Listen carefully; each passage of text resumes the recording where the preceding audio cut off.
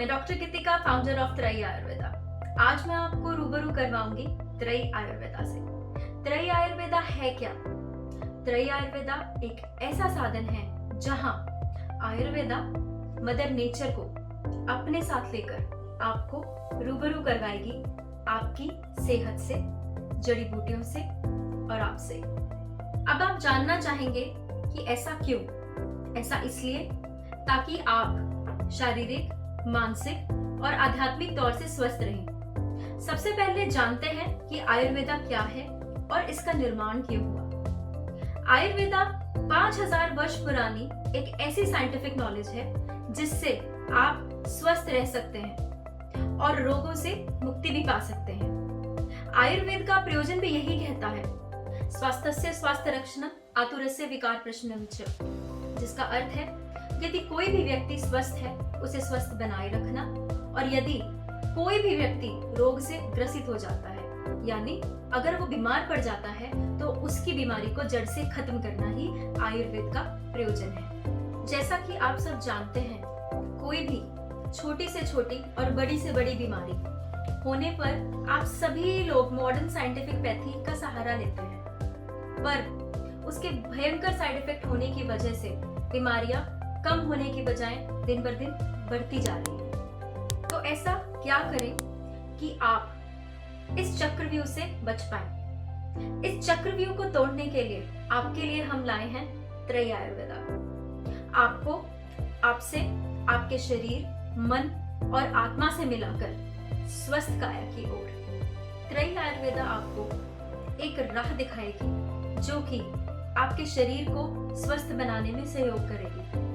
आज के समय में कई लोगों को सही जानकारी ना होने की वजह से कई कठिनाइयों का सामना करना पड़ता है। जैसे बीमार होने पर कहाँ जाएं? क्या पहली बार ही बीमार पड़ने पर मॉडर्न पैथी को अपनाना चाहिए या नहीं? क्या आयुर्वेदिक ट्रीटमेंट पर विश्वास किया जा सकता है? क्या आयुर्वेदिक मेडिसिन स्लो हैं? इस तरह की बहुत सारी क्वेरीज आपके मन में रहती हैं, जिसकी वजह से आप सोच में पड़ जाते हो कि करें तो करें क्या। सबसे पहले बात करते हैं, अगर आप पहली बार बीमार पड़े तो करें क्या।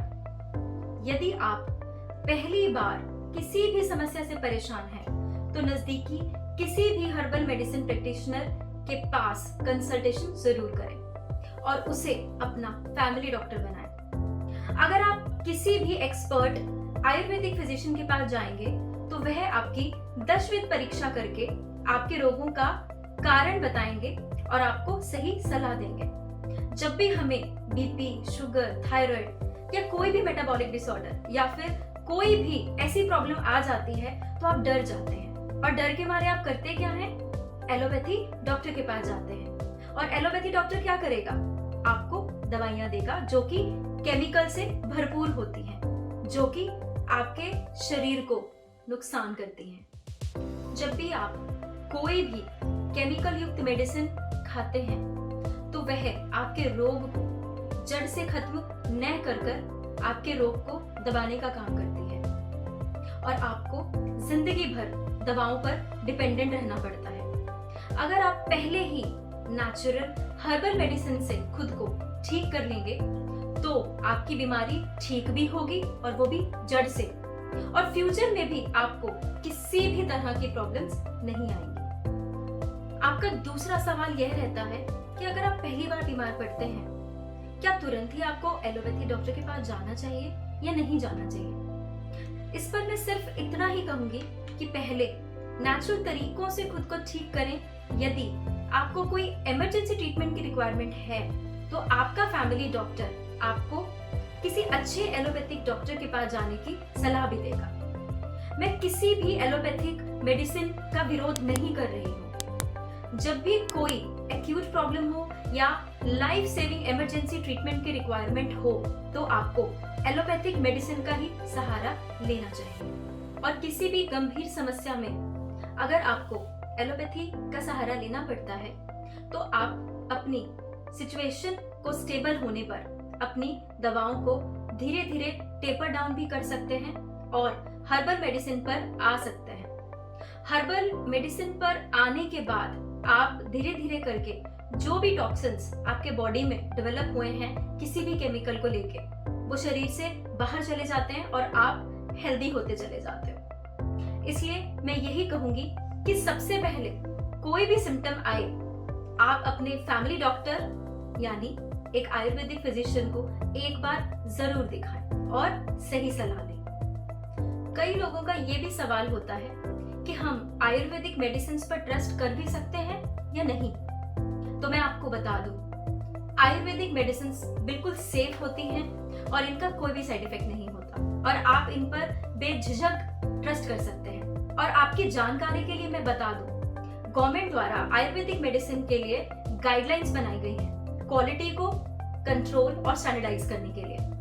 प्लिम और CCRS ने आयुर्वेदिक मेडिसिन को टेस्ट करने के लिए प्रोटोकॉल बनाए हैं, जिससे आप टोटली टेंशन फ्री होकर मेडिसिन पर ट्रस्ट कर सकते हैं। अगला सवाल जो मुझसे कॉमनली किया जाता है वो ये है कि आयुर्वेद स्लो है या नहीं। मैं आपको बता दूं, आयुर्वेद बिल्कुल भी स्लो नहीं है। अगर आप पहली बार बीमार पड़ते हैं और किसी भी आयुर्वेदिक फिजिशियन से कंसल्ट करते हैं, तो आपको वो जो भी दवाई देते हैं आप नेचुरल तरीके से अपने लाइफस्टाइल को थोड़ा सा बदलाव लाकर आप अपने शरीर को स्वस्थ बना सकते हैं और रोग मुक्त भी हो सकते हैं। पर होता क्या है, जैसे मैंने आपको बताया कि लोग अगर किसी भी इंसान को अगर बीपी, शुगर या एसिडिटी या गैस इस तरह की प्रॉब्लम्स होती हैं, तो आप करते क्या हो? आप नॉर्मली एलोपैथी डॉक्टर के पास जाते हो और वो आपको दवाई दिए बिना तो भेज नहीं सकते, और वो दवाइयों में देते क्या है? केमिकल्स देते हैं और आप ऐसी दवाइयों की आदी हो जाते हैं। और होता क्या है, आपके शरीर में टॉक्सिन्स डेवलप होते हैं। कुछ टाइम के लिए तो आपको लगता है आप ठीक हो गए, पर ये समस्या जब बार बार आती है तो कहीं ना कहीं फ्यूचर में आपको बड़ी बीमारियां लग जाती है। फिर आप क्या करते हो कि नहीं, मुझे एलोपैथी में तो आराम नहीं मिला, अब हम चलो होम्योपैथी डॉक्टर को दिखा ले या फिर किसी आयुर्वेदिक डॉक्टर को दिखा ले। तब क्या बच जाता है किसी भी हर्बल मेडिसिन प्रैक्टिशनर के हाथ में?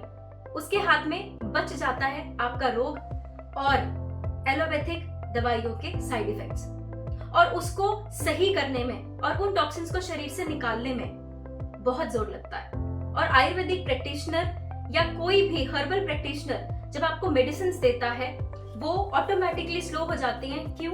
क्योंकि पहले टॉक्सिन्स को बाहर निकालना जरूरी है और तभी ही टाइम लगता है किसी भी डिजीज को ठीक होने में।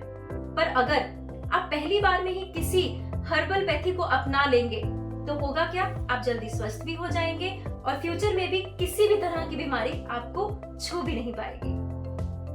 आज हमने बात की आयुर्वेद को मदर नेचर के साथ लेकर कैसे रोग मुक्त जीवन पाया जा सकता है। इस मिशन के साथ मैं आपसे मिलती रहूंगी नई रिसर्चेस और साइंटिफिक आयुर्वेदिक नॉलेज को आपसे परिचित करवाने के लिए। नमस्कार।